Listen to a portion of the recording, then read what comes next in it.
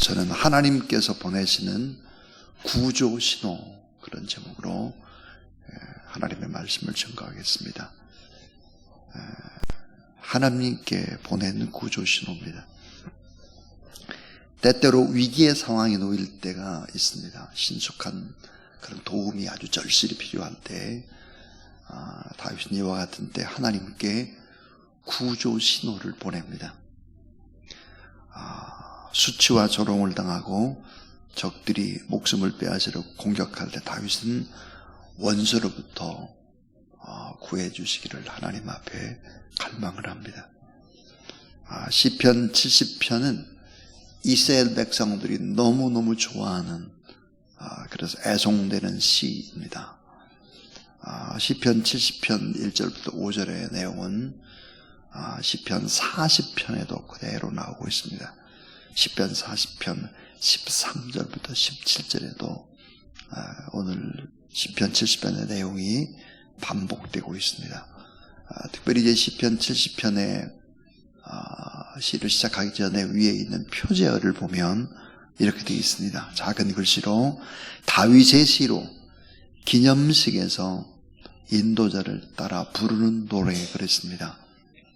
그러니까 기념식에서 인도자를 따라서 부르는 노래다 그랬습니다.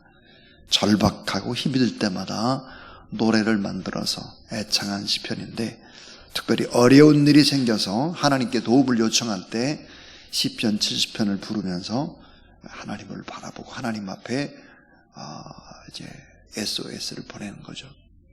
그래서 하나님께 보내는 구조 신호와 같은 그런 하나님의 말씀입니다. 역시 시편 70편도 탄원의 시입니다. 탄원의 시.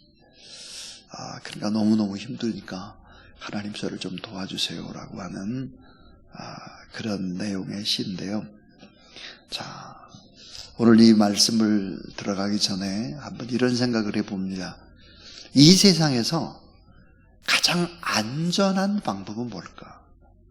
이 세상에서 가장 안전한 방법, 안전지대로 우리가 피하고 안전하게 살 수 있는 방법은 뭘까? 성경은 그 안전지대에 관한 이야기를 하고 있습니다. 우리가 안전할 수 있는 방법, 첫 번째는 하나님의 말씀을 가까이 하는 것이 안전지대다 그랬습니다. 시편 12편 5절에 보면 가련하고 불쌍한 자들, 눌림과 궁핍을 당하는 사람들이 하나님의 말씀을 붙들고 살아갈 때 그 말씀 붙들고 살아가는 그 사람이 바로 안전지대에 있는 사람이다 그랬습니다. 또 하나 안전지대의 방법이 뭘까? 하나님의 나라를 사모하는 사람들입니다. 하나님의 나라를 사모하는 신앙 공동체죠. 진짜 안전한 곳은 어디일까? 거룩하신 하나님이 계시는 곳, 하나님의 나라입니다. 그런데 신앙 공동체, 나 혼자가 아니라 함께 모여서 함께 하나님의 나라를 사모하는 이런 모임이 안전지대라는 거예요. 하나님의 나라를 사모하는 곳 어딜까요? 교회입니다. 교회. 하나님의 나라를 사모하는 곳이 어딜까요? 예수 그리스도를 잘 믿는 가정, 그 가정의 교회입니다. 그래서 하나님 나라를 사모하는 이 신앙 공동체가 있는 곳이 안전지대다. 성경은 그렇게 얘기하고 있고요. 또 하나 안전지대가 있습니다. 그것은 뭘까? 하나님의 도움을 구하며 감사 찬송하는 사람입니다. 하나님 앞에 도움을 구하는 거예요. 그리고는 어려움 속에도 감사하고 찬송하는 사람들이 안전지대에 있는 사람이다 그랬습니다. 왜 그럴까요? 하나님의 나라는 우리 마음속에서부터 시작되기 때문입니다. 누가복음 11장 21절에서 보니까 또 여기 있다 저기 있다고도 못하리니 하나님의 나라는 너희 안에 있느니라 그랬습니다. 하나님의 나라는 내 안에서부터 시작이 된다. 결국은 그렇기 때문에 하나님의 도움을 구하며 감사 찬송하는 사람, 이런 사람은 마음에 하나님의 나라가 임하는 겁니다. 그래서 안전지대예요. 하나님의 나라를 사모하는 신앙 공동체, 안전지대입니다. 하나님의 말씀을 굳게 붙잡고 살아가는 그런 사람, 안전지대에 있는 사람이다 그랬습니다. 자, 오늘 시편 70편은 안전지대에 있지 못하는 그런 사람이 탄원의 기도를 드리는 것이죠. 그러면서 이제 자기가 이제 하나님 앞에 구조 신호를 보냈으니까 하나님이 나를 도와줄 거야. 여러분, 구조 119 생명구조대 같이 우리가 119 전화를 받으면 금방 달려오잖아요. 그렇게 이제 SOS를 하나님 앞에 치는 거죠. 그래서 안전지대에 살게 되는 것입니다. 자, 오늘 이제 조롱받고 수치받고 목숨의 위협을 받을 때 드렸던 구조신호 119 구조신호가 바로 시편 70편입니다. 오늘 이 말씀 속에서 아주 중요한 몇 가지 진리들을 생각해 보겠습니다. 첫 번째는 위기 속에서 겸손히 간절히 기도하라는 것입니다. 위기 속에 있을 때 아주 간절히 그러나 겸손한 마음으로 그렇게 이제 기도해야 된다. 하나님을 향하는 간절한 갈망을 겸손히 아뢰라 하는 것입니다. C.S. 루이스는 이런 아주 유명한 고백을 했습니다. 겸손은 하나님께 집중하는 것이다. 겸손은 하나님께 집중하는 것이고 교만은 자기 자신에게 몰두하는 것이다 그랬습니다. 나만 생각하는 것이 교만이라는 거예요.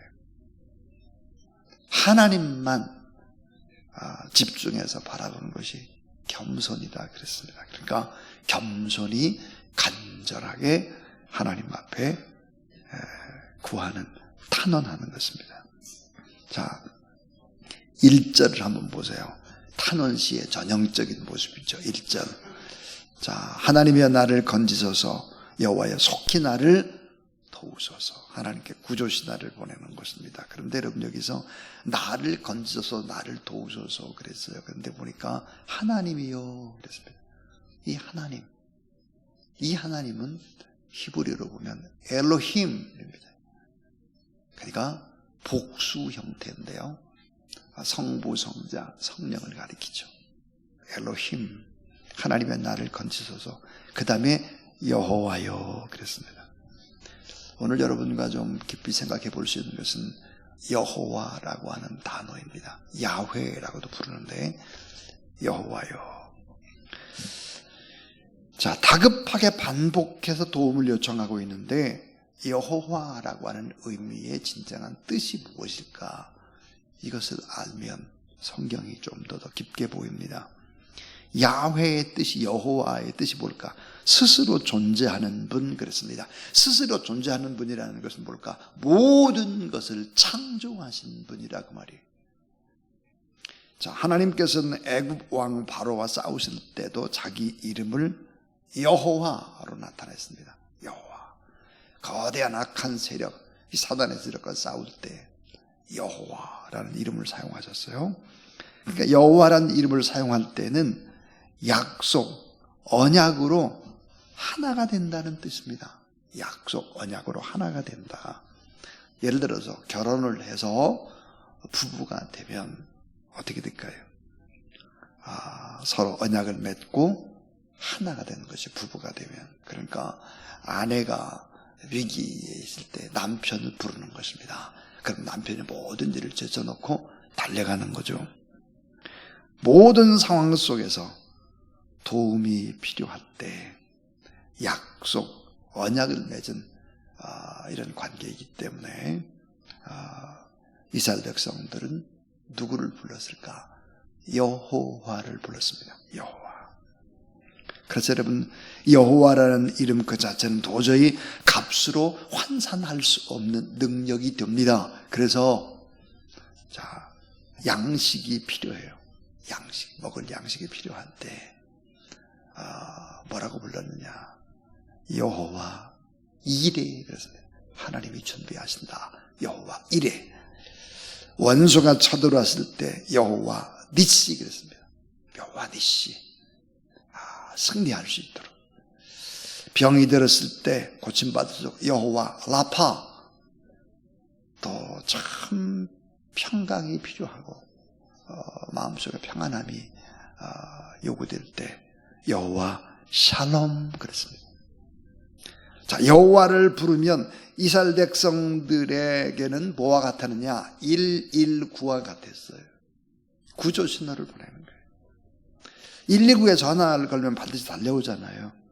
하나님께서 바로 이제 여호와의 이름을 부르고 기도를 하게 될 때 하나님이 빨리 오셔서 도와주신다. 생명구조대와 같은 그런 분이 바로 여호와 하나님이다. 그래서 위기 속에 건져주기를 탄원을 할 때 여호와를 부릅니다.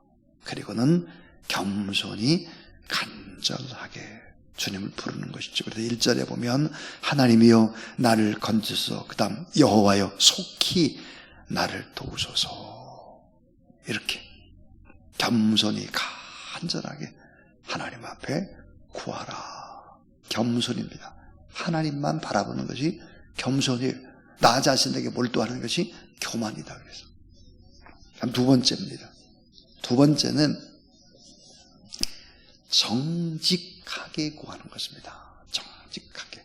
내 마음에 있는 아픔과 고통과 원수 마귀의 세력 때문에 힘든 이야기를 정직하게 하나님 앞에 짚고 하는 거예요. 짚고.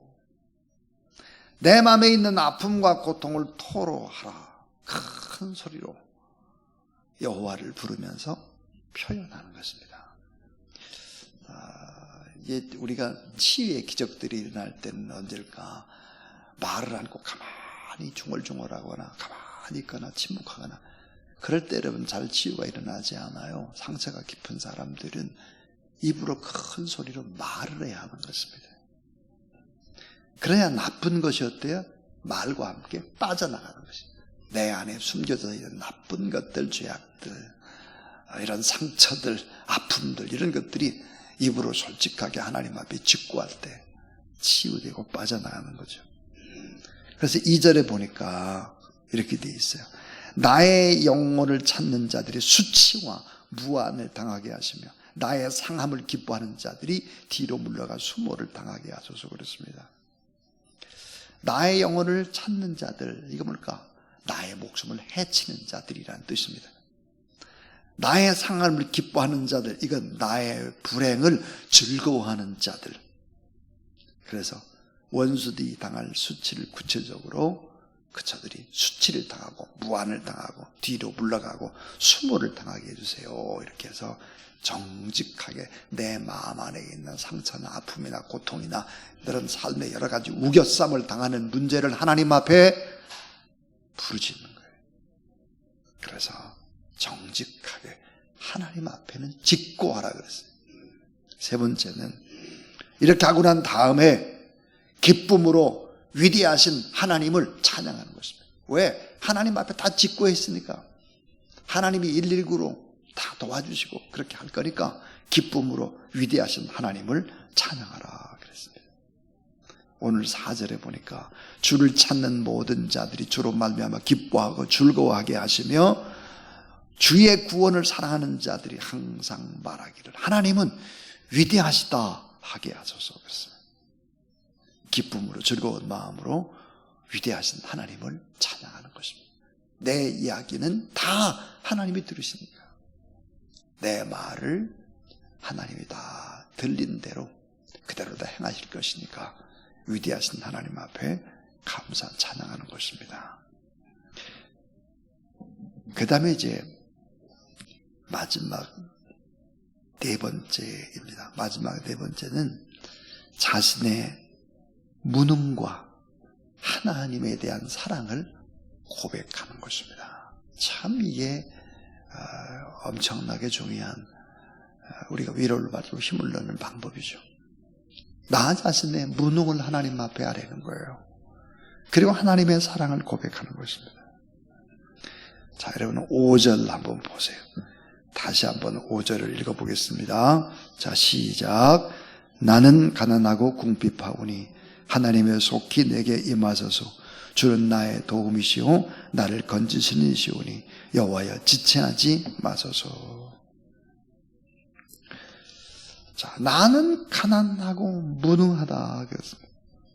나는 가난하고 무능합니다. 자신의 무능함과 가난함과 궁핍함을 고백합니다. 그리고는 하나님의 사랑, 하나님의 능력은 위대하기만 하고 크기만 하다. 하나님에 대한 신뢰를 고백하는 것입니다. 자, 여러분, 온전한 참신앙 무엇을 전제로 할까 하는 거예요. 나는 한없이 부족하고 연약한 사람인 것을 하나님 앞에 늘 고백해야 합니다. 내가 그래서 바울은 내가 죄인 중에 괴수죄인이다 그랬어요. 나를 그렇게 낮췄습니다. 내가 시원찮은 사람입니다. 내가 부족합니다. 나보다 더 나쁜 사람은 없습니다. 내가 죄인입니다. 이런 고백을 하나님 앞에 할 수 있어야 된다. 그 다음 뭐야? 하나님은 최고로 높이는 거죠. 그래서 신앙인들은 낙차가 큽니다. 하나님에 대한 위대함, 자신에 대한 무능을 저 밑에까지 내리는 거죠. 이 공간은 뭘까요? 은혜가 남아요. 은혜. 하나님의 은혜. 그래서 감사하게 되는 거죠. 팀 켈러 목사님, 아주 유명한 미국의 목사님이신데 얼마 전에 이제 암으로 돌아가셨는데 팀 켈러 목사님이 그런 말을 했습니다. 복음은 내가 생각했던 것보다 내가 죄인이라는 사실을 깨닫게 한다. 내가 죄인이라는 사실을 깨닫게 하고, 그리고 동시에 내가 생각했던 것보다 나는 더 사랑을 받는 존재임을 깨닫게 해준다 그랬습니다. 정말 내가 예수 그리스도의 십자가와 부활 이 앞에 내 삶을 돌아보니까 내가 진짜 나쁜 사람이구나. 내가 괜찮게 인생을 살았다. 웃기는 소리 하고 있네. 뭐가 인생을 괜찮게 살아? 예수 그리스도의 십자가 앞에 서보세요. 나는 정말 시원찮은 사람. 이렇게 되는 거고, 그 다음에 나는 너무너무 큰 사랑을 받았다. 하나님이 자기 아들을 나 대신에 죽게 하고 나를 대신 자녀 삼으실 만큼 그렇게 내가 사랑을 받은 자다. 이걸 깨닫게 한다. 팀 켈러가. 자, 여러분, 예수 그리스도의 십자가는 무엇입니까? 내가 얼마나 큰 무거운 죄를 지었는지. 제일 극악 무도한 사람들이 십자가 처형인데 나를 위해서 주님이 십자가에 못 박혀 돌아가셨다고 하는 것은 내가 얼마나 무서운 죄를 지은 죄인인지 이걸 알게 하고, 예수님이 나 같은 사람을 위해서 죽으시고 다시 사시고 승천하셔서 지금도 나를 위해 기도하시고 지금도 나를 하늘집으로 인도하려고 그렇게 중보기도 하고 계시고 우리 예배도 받으시고, 이런 생각을 하면 얼마나 하나님께 나를 사랑하고 계신지를 알게 되는 것이죠. 그러니까 복음의 정체성, 참신앙의 정체성이라고 하는 것은 낙차가 너무 큰 것을 아는 거예요. 그래서 디모데전서 1장 15절에서 사도 바울은 죄인 중에 괴수가 바로 저입니다. 그렇게 말했고, 빌립보서 2장 5절부터 11절 우리 너무 잘 아는 얘기잖아요. 하나님의 아들 예수 그리스도 하나님과 동등됨을 취할 것으로 여기지 아니하시고 이 땅에 내려오시죠. 그리고 어때요? 우리 위해서 죄인이 되시는 것이죠. 십자가에서 죽으시는 것입니다. 이렇게 예수 그리스도가 이런 삶을 살았다면 우리도 바로 이런 삶들을 따라가게 된다 하는 것입니다. 자, 오늘 하나님께 보내는 구조 신호였습니다. 설교 제목이 4가지였는데 겸손히 간절히 탄원하라. 겸손히 간절히 하나님 앞에 나의 사정을 아뢰는 겁니다. 그 다음에 두 번째는 정직하게 하나님 앞에 직고하는 것입니다. 그대로 얘기하는 거죠. 그대로. 어린아이, 갓난 아이가 밖에서 듣던 얘기, 뭐 이런 얘기를 돌아와서 엄마한테 팍 얘기하잖아요. 그대로 얘기하잖아요. 네, 그대로 보고 듣고 어려움 당하는 대로 정직하게 하나님 앞에 직고하라. 세 번째는 기쁨으로 위대하신 하나님을 찬양하라. 기뻐하고 감사하며 위대하신 하나님을 찬양하라. 그 다음에 마지막은 자신의 무능과 하나님의 큰 사랑을 고백하라 하는 겁니다. 이렇게 하게 되면 어떻게 될까요? 자신의 무능과 하나님의 사랑을 고백하게 되면 눈물이 납니다.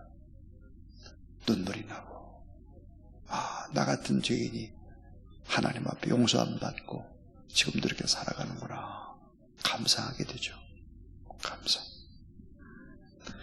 자, 우리 오늘도 우리가 하나님께 보낸 구조신호 그랬는데 214장 찬송을 부르면서 나 주의 도움 받고자 우리가 지금 주님 앞에 나왔는데 214장 찬송입니다.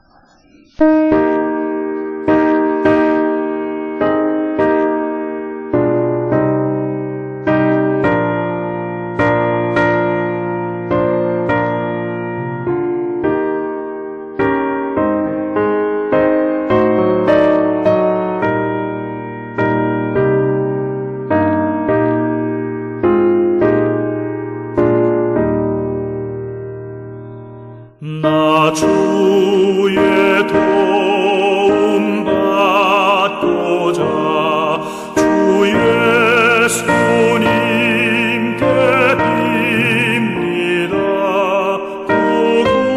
구원하라 하시사 날 받아 주소서. 내 모습 이대로 주 받아 주소서. 날 위해 돌아가신 주 날 받아 주소서. 큰 죄에 빠져 영죽을 날 위해 피 흘렸으니 주 형상대로 빚으사 날 받아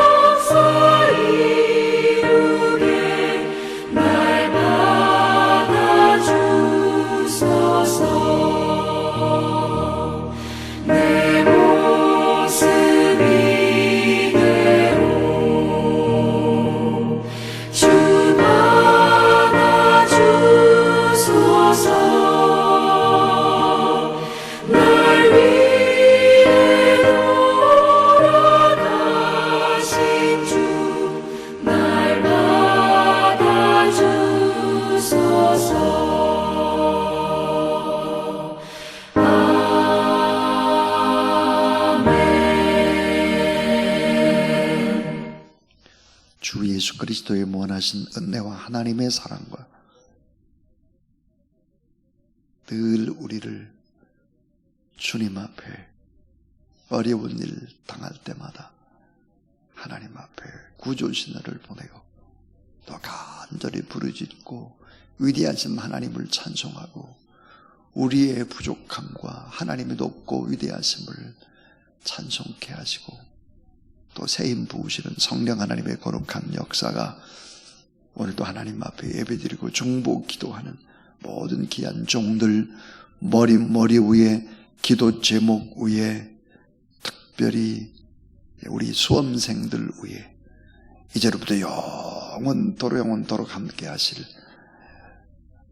주의 이름으로 간절히 축원하옵나이다. 아멘.